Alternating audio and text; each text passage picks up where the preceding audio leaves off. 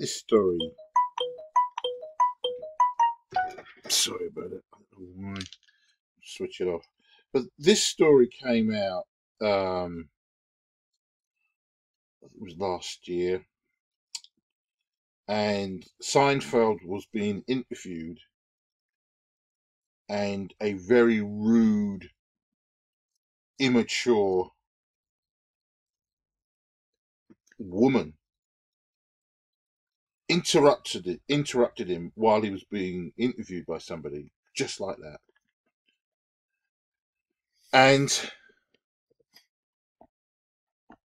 it was absolutely fantastic what Seinfeld did.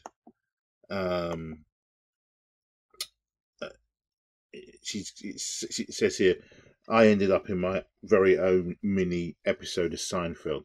Show you how these women, especially American women, have absolutely no shame. The reason why this is an old story, I know. It's just that because of this Serena Williams thing and her production of the sexism card and how she could bring that into a a situation that occurred with her getting her points for, her penalties, and to accuse him of the umpire of sexism. This is the things that's going on now with men and women, but this has gone on for years and years and years and years. That's why probably some guys go a little bit off their rocker in regards to women. That's probably the reason why, because we think, or men have sometimes thought, that they have the power in the relationship when really it's the woman. Um, I can't remember that Indian guy's name who got accused by the dumbass witch who, I think it was at Baby magazine or whatever it was, where she accused, they'd done their business the night before, and she texted him and said that she hadn't enjoyed it, or she felt violated by him when she'd asked him to do this. I can't remember his name. I just saw it this afternoon. Anyway, this Me Too movement is just continues to roll on, but it's starting to unravel itself slowly, which is nice. But occasionally it comes up with nonsense like Serena Williams's sexism claim, and I'm hoping she will be forced to apologise, or she'll just resign, because she has so much arrogance and pride within herself. She needs to apologise for her behaviour. And so, while I was thinking about that, and that's the whole of that debacle has continued to roll on. I don't know why the Seinfeld episode where he refused to hug this entitled witch, Cash, whatever her bloody name is, I have no idea. And it's got here, it was the cringe-worthy moment captured on camera that quickly made it around the web last month. That was obviously in 2017 of July. But it's still great to visit. It's very relevant still today, and especially with women just suddenly come up with, oh, this is sexism. The tennis world is sexist. When it's very easy to split the tennis world. Male umpires umpire men, women umpire women. The women's game. Just get on with it. This sort of forcing of men and women together, this will be made to work by hook or by crook, when the product is clearly there is a clear problem with it. When they forced the issue with the men and the women's pay in the Grand Slams, and Wimbledon, I think, was the last to sort of hold out. Not because it couldn't afford it. It didn't want to be forced into changing when it saw what was not right. But it still had to change, because the feminist movement is in charge of this society. And so that's the reason why Serena Williams can say what she says with gusto, with with unbelievable, with no shame. Just lie. All that came out of her mouth was consistent lies. You know, is it because I'm a woman and it's sexist the way I felt it was sexist? You're bringing out, and she brought her daughter. I keep going back to Serena Williams because it's fascinating. And I would like the tennis world to really look at the possibility, if they can't completely split, at least have the men just administrating the men's game and the female umpires administrating the females. But getting back to this, we've got to do that. But Kish, whatever her name, has no hard feelings towards Jerry Seinfeld after the actor failed to recognize her and refused to give her a hug on the red carpet. This woman, who's 30 years old, was asked by the host Hits One in Hollywood this week how the awkward moment affected her. Here we go, affected her. She was the one that created it. You got to own it. And she admitted, I felt like a 5-year-old. Brilliant. Good. Serves you right. You felt shame. You were shamed. It's about time that these, especially American white women, are shamed, in their behaviour. Let me just, there we go. Instantly, I was like, oh, F me. Somehow I ended up in my very own mini episode of Seinfeld for like 5 seconds. So she's got to turn it around to make it about her, which is what a lot of women do all the time. It's always about them and how it affected them when she was a rude. I mean, just look at the face. Very entitled, very rude person. I think this is. I don't know. Is this the woman who's going on about there's some issue with her and an executive? I can't fully remember. Anyway, and here is the moment in which she tried to hug him, and he politely said no, no, no. And it was 3 times in that moment he told her no. She walked over, literally just interrupted their conversation he was having with, was it WUSA 9, and just unbelievable arrogance. The so-called singer confessed she's a huge fan of Jerry's hit 90s sitcom, having seen every episode 1,000 times. He's not a huggy guy. That's fine. It doesn't matter. Your rudeness, not even having the politeness to wait for them to finish their their interview, to stand to one side, wipe politely, and then introduce yourself. It was straight on. Well, we'll see it in a minute. Actually, I'll look at the video. The when the hosts asked her if she for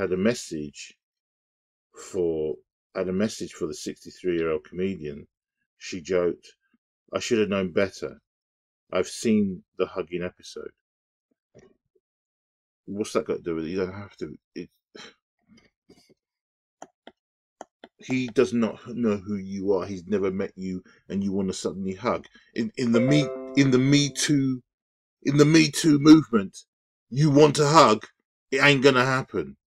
Men are now stopping that hugginess nonsense, which I'm glad to see, because Americans have really been that huggy type people. They always used to hug. Guys still, which is fine, but men don't do that with men. Just shake hands, and even that can be problematic. Literally, the TikTok hitmaker did admit that the embarrassing incident briefly made her rethink her hugging policy. I had a moment to myself where I was like, wow, maybe I should stop trying to hug everyone and attack them. Exactly. That's what you did. It was a stupid, demented attack. And then I was like, fuck that. No, I like hugging. Hugging is magical. Hugging is beautiful. It's this wonderful exchange of wonderful soul energy. Like, I accept you. And it's just like this wonderful connection. Yeah, right. And then you end up in prison for so-called hugging just for that little bit too second too long. I think some of the firms are like, oh, you can't stare, especially at women. I think it's for longer than 5 seconds. So if you're standing there talking to a woman, 4 seconds, you've got to turn your face away, turn it down to the ground, probably to the ground, which is which women like. They like to see you looking to the ground, demure, and then you can look back into the conversation. But I don't know how many seconds afterwards. What's the usually 1, 2, 3, 4, and then look down, and then is it a second to look back up again, or is it another 3 seconds? They haven't given us the time factor. So to be safe, I would say give it 3 seconds, and then you can look back in the person as you're talking, and then look back down again before the 5 seconds is up. Let's see if we can play this. Oh, you're joking, aren't you?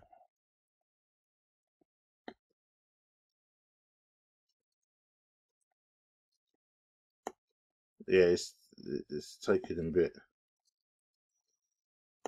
Can we minimise this?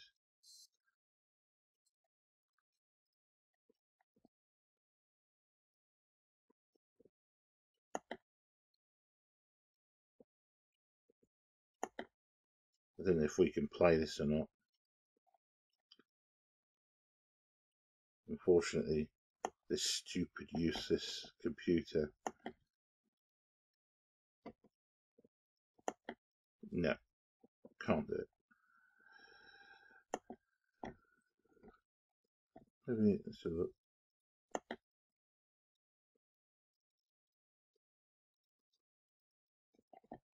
No, probably a good thing anyway. Um,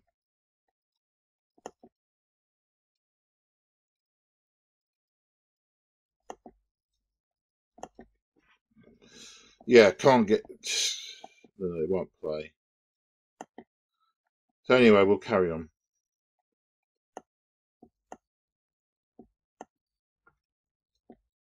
But basically, literally, it took him 3 goes to stop her from hugging him. 3 goes.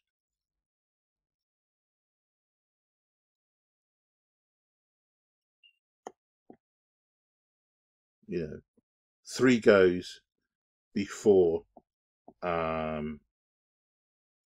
she would she got the message. So the thing is, gentlemen, keep yourself safe. You cannot be hugging under any circumstances strangers, even staff in the workplace. Handshakes are the most it should be. If anyone comes to hug you, excuse me, no, sorry, I don't hug. That's it. And you have to make the point. Don't be embarrassed by it. Let them be. They are the ones that needs to be awkward and embarrassed. There is no hugging. Don't hug, guys. So now she has to make herself feel better by talking a load of nonsense. She revealed that she was made to feel much better when one of her all-time heroes gave her a big hug following the incident. And then the most beautiful thing happened. My idol in life, Bob Dylan, agreed to meet up with me because we were playing the same festival. I was so scared because I had just got hug denied. Yeah, nobody wants to hug demented people these days, I'm afraid. I was a little hug traumatized. So I walked up and I just kind of stood there and smiled. And he just opened his beautiful arms and gave me the most wonderful, healing Bob Dylan hug that I've ever dreamed of. Is Bob Dylan still alive? Holy sweet Christmas. I thought he'd kicked the bucket years ago.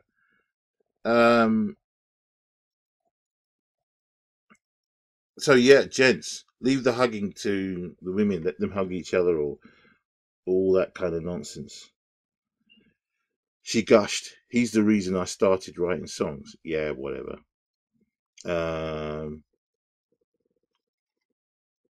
Had swung by the show in multicolored sunglasses and a black blazer strewn with glittering, glistering metallic studs. A floppy, glistening or whatever bow tie with starry patterns over a blue field clashed against her white top. Okay.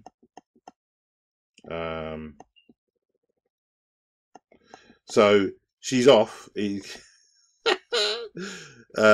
So she ran off after finally getting the hint. Hold on, I've just got to try and get this back into.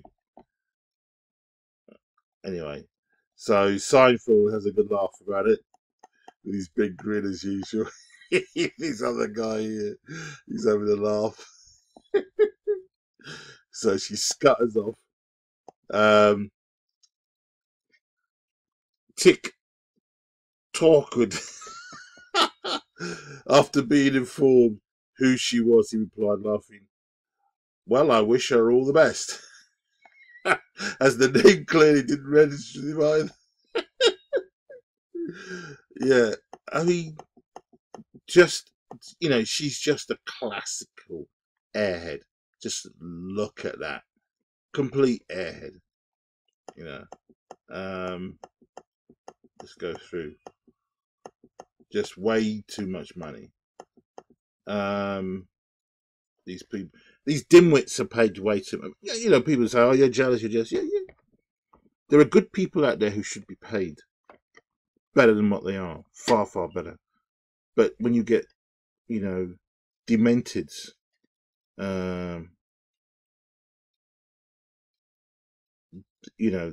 that's where, the problem occurs. So look, while at the Sirius XM studios in Los Angeles for the show, she also got in a bit of posing with hosts Hits One in Hollywood host Tony Fly, blah blah blah. And then there's all sorts of other nonsense she's talking about. But at the end of the day, it's nice to see some people being put in their place, and she was put in her place very nicely by Seinfeld. women say, when we mean no, we mean no. But when it comes to them, in situations when Seinfeld clearly said the first time, no, thank you. The second time, no, thank you. And it took literally 3 goes before she got the hint and went off. So yeah, in the Me Too era, gentlemen, please be careful with who you deal with. Make sure you don't get into a situation where if you're working in the comms room with a woman, make sure the door's open so that nobody can make any influence. Um, I know it's difficult, but you've just got to be strong and to. But then even then, if you're working in an environment where you then suddenly become like an awkward person, you don't, and you do all the things to protect yourself, you probably could end up being them, firing you from your job. They will look for excuses because they will see that you are actually someone who's now trying to protect themselves um, from all the Me Too nonsense. Because for some reason, men don't seem to take their employees to court when they get booted out, even when it's for nonsense claims of sexism. But women will always look at trying to take a company to court, and they get all these, I don't know what it is, legal aids because they're women to be able to do that. There's got to be something because a lot of companies seem to be being taken to court. They go into social media to shame companies into changing to their bending to their will. It's like that woman who um, shamed PwC because the company that they used to what they call it interview um, temporary secretaries um, insisted that all the women wear high heels, and this particular woman stated she wasn't going to wear them because she couldn't wear them, and there was a big kerfuffle about it and all this kind of business. I think she got sacked and told your services are not required. And I find this quite annoying because when you're an agency, you don't have to work for them.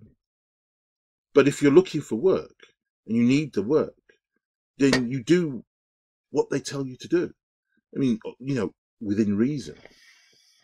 I can remember I was in a job and it was a black girl had been sent to this company, and while I was there, it was a table that was shared, a slightly ovally table, front desk shared by 3 women.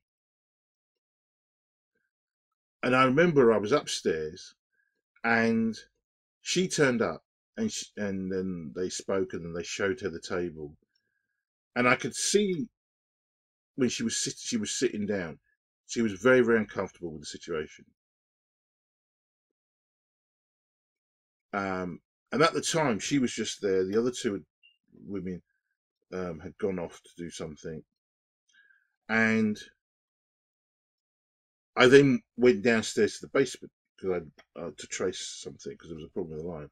And when I came up, these 2 white women were laughing really heartily because I'd been there for a good time. And what happened was the girl just got up and walked out because she couldn't work in that environment. It was too tight, and 2 white women. She was going to be working in between. She didn't know them. They didn't know her, but they. It was just she just felt really uncomfortable, and so she just left.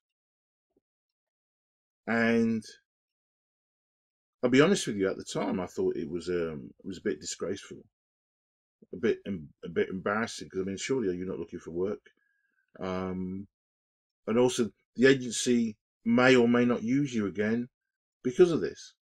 But then, you know, if you're used to agency work, you'll find another company, or people are usually with about 5 or 6 or 7 agencies when they're looking for work. So if one drops you, it doesn't really matter. You just go with another one. So I suppose it wasn't any skin off her nose. She'll find another, you know. But now looking back on it, I can understand how she felt, because it was tight. But then I went to an agency once. Sorry, when I was working, walked into a comms room, and there was 5 people in a little comms room, 5 guys that was literally sitting next to each other. They had a bit of table with their laptop, and that was it. And it was a part of a comms room where it was 5 people all sitting right next to each other, no space, hardly any space. They literally almost had just about the size of their laptop.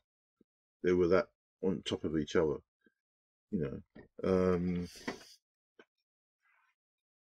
So sometimes you have to work in an environment that, and if you want to get money and get paid, then these are the things you've got to do, you know. But anyway, so I digress. Yeah, so I just thought, you know, I say this was done months ago, but I just find it very pleasant to have seen the way she was dealt with by Seinfeld. It was classic. It was done with style, and she ran off with basically a tail between her legs.